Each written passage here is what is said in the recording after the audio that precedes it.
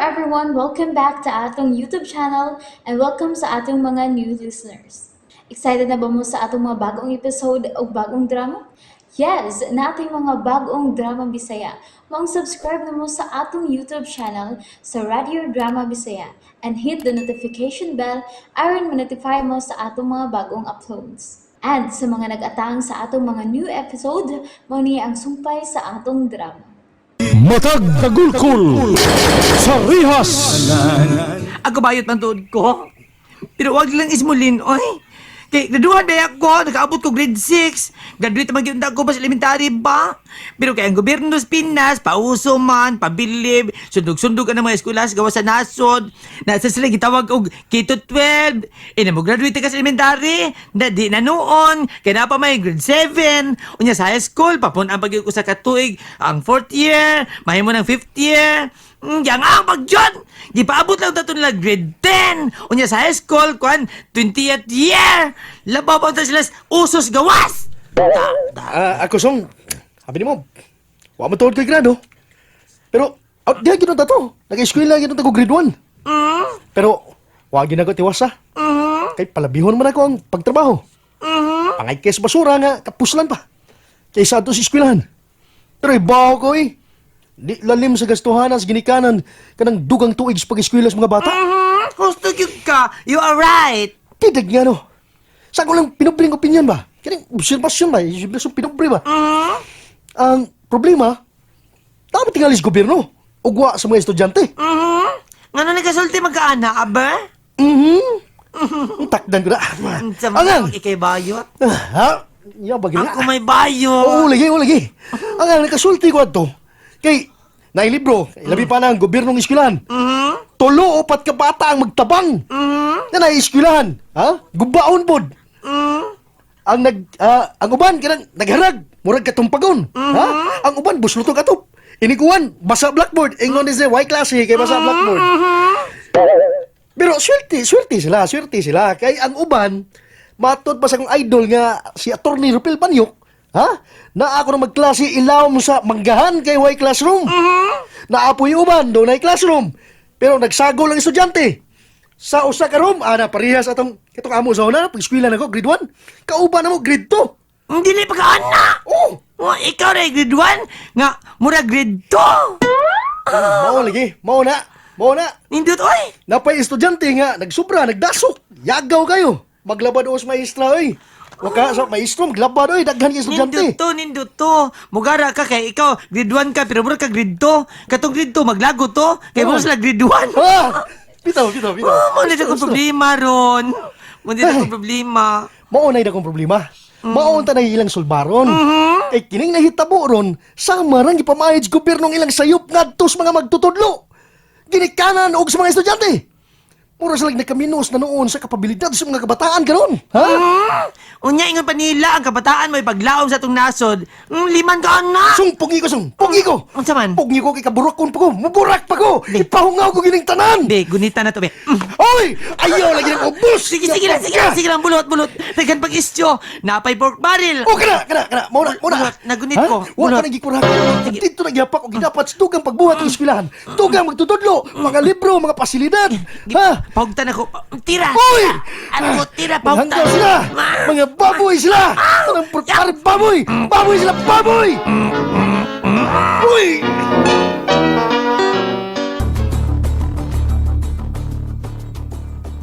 Mami Gloria, Daddy Frank, tinuod ko di ay nga ni amo din Suod sa dagang katuigan nga nanlapay. Karon pa ko mag-abisita sa inyong lubnganan. Sayad kong dili ninyo ikalipay nga ni ako. Tungod kay gusto ninyo nga adto lang ko sa gawas sa nasod. Gusto ninyong likayan ako ang sindikato. Gusto ninyo nga magpalayo ko ining dapita. Gituman ko na ang inyong kagustuhan. Ugsud sa dagang katuigan nag-antos ko. Giantos ko ang tanan. Bisan pa man nagdugo nga ako kasing-kasing. Pero karon Panahon na nga ang ako na sang kagustuhan mo akong tumanon. Akong ipatigpapaw. Maila ang akong panmaos. Ug ikaw, Sir Omar. Ikaw nga gisaligan ni Daddy. Ikaw nga giilang higala ni Daddy Frank. Nga karon maunay dako nga opisyal sa PIDEA. Ikaw ang unang mamatay. Wagi ko masayo. Oh. Anhi ko gid ikaw makita, Linda. Sir Omar!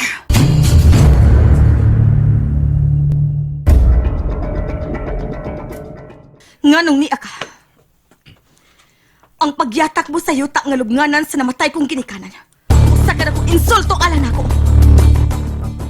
Nasayod ko dako kaayo ang imong kasuko nako, Linda. No, Sir Omar. Address me for what I am. I am Agent Linda. Ug sama nimo. Usa na sab ko kasakop sa PIDEA. Nasayod ko. Pero gusto ko lang nga mahigmata ka sa kamatuoran. Kamatuoran nga unsa? Nga gipapatay mo ang akong ginikanan tungod sa iyang nasayran bahin sa sindikato? Agent Linda. O ka, ikaw mismo ang nanguha aron patyon ang akong ginikanan. Are you accusing me? Nagbonet ang mipatay sa akong ginikanan. Og pulos sila armado og mga high-caliber firearms. Long arms, like the issue of the government. Igala ko ang imong amahan. Your dad, Frank, is like a brother to me. Kung mahimo, sir, ayaw nganli ang iyangan. Kay bisan paglitok sa iyangan, gikan nimo, insulto alang nako. Wa ka lang masayod. Giwairtap ang among buhatan hinungdan nga nahitabo kadtong tanan. O kinsay nagwartap? Hangtod karon wa pa masayri. Ang ikapaniguro ko lang nga dunay tao ang sindikato sa atong ahensya. Og dili ka ikaw, Sir Omar? No, Agent Linda. Ipanumpa ko na atubangan din sa lubong sa imong kinikanan. Sir Omar, As your superior commanding officer, Agent Linda, I want you to conduct a thorough investigation in this matter. Nasayod kong doon na kaninasayran sa sindikato. And I want you to lead this investigation. Gusto kong ikaw mismo mo imutapos ning maong sindikato. sir, Nasayod kong dugay mo na kining gipaabot, Agent Linda. Gusto sab ko nga mahatagan og hustisya ang kamatayon sa imong ginikanan. daghang maligsan, Sir Omar. Og dili ko sigurado nga dili ka maapil ini. Then, if your investigation points me as a crime suspect, din ako mismo maimutahan sa akong kaugalingon sa balaod aron maimo ang hustisya, Agent Linda. Yes, sir. Oh! Niya ka naman dahil sa daptin sa baybayon, Ren. Niya ka na di ay, Sir Pancracio?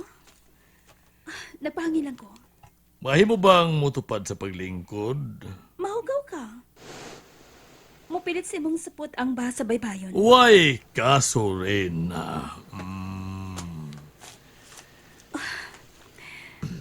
Sir Pancracio, Come on, ayaw ka uwaw. Put your head on my shoulder. sige, sir. Kumusta ka na? Nakauyon ka ba din eh? Yes, sir. Nakauyan ka ko. Nindot ka nindapita. Gusto ka ba nga anhin na puyo o banako? Sir Pancracio, Nakagusto kay kunimo, Rina. Lahi ka sa ubang babae. Espesyal ka lang nako. Ikaw maoy akong ipangita. sir. Tinuod gid ang imong giingon nga ang makatilaw nimo magpangita nimo ug nayapag na kunimo rin na. Sigurado ka ba, sir? Mubo pa kayo ang panahon sa ito parakuman. Tingali ba yan? Imo na ng tatik sa mga babae. Dili. Tinuod akong gisulti. Gusto ko magdugay nga atong panaguban. Kana kung uyon ka. Tuod kay wa man ko'y gahom aron na pugson ang imong desisyon. Mao ba, sir? Butang nga ikapasalig ko lang. Mao nga bangag sa ilong. Ipaniguro ko nimo matuman ang tanan mong kagustuhan. Mabuhong ka uban ako. Ihatag ko nimo ang tanang kabulahanan sa kinabuhi. Tinuod ka, sir? Oo, mao na'y kamatuoran. Muuyon gyud si umpangan ang trono nga akong ihatag kanimo. Kung himuon kay kang reyna ining akong panimay. Kun mao, sige sa kako mo balibat nimo. Dili ko limpyong pagkababae. Pero gikan karon, ako na lang may imong silbihan, imong lipayon. Samas na hitabo na to kagabi. Diin, gipusasan ko nimo og imong gilapdusan sa bakos. Sadyang nagtagay tas kalipay, bangag sa ilong. Sir, Nagikan karon, dili ka na mag-share na ako. Pangkrasyo na lang, okay? matuman, mahal kong hari. Oh, mahal kong reyna. um, um,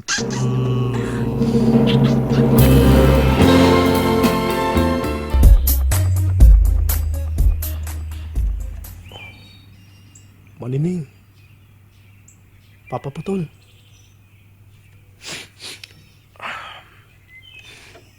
Nindot ang tanong. Kung buhi pa mo. Kita ang tatapirmi. Mahalo ng pagkaon pagi mo. Lipay yung tagay ko. Pero... Wa naman mo. Wa tagi mo makita. Wa na ko magagos. Ay. Napos na luha eh. Uy. Ako naman dahil usa din eh. Biyaan dahil kong insong. Kita mo ito gwapo ganiha. Murag si Nestor Homicilio. Murag si Rico Biente. Ay. At lang ko. Papa Putol. Mama Nining. Bye-bye. Oh, may kalit kami gunit sa kong abaga. Kasi, uy. Ako ang imong mama, Nining. Ako. And there you have it, everyone. Thank you for listening for today's episode.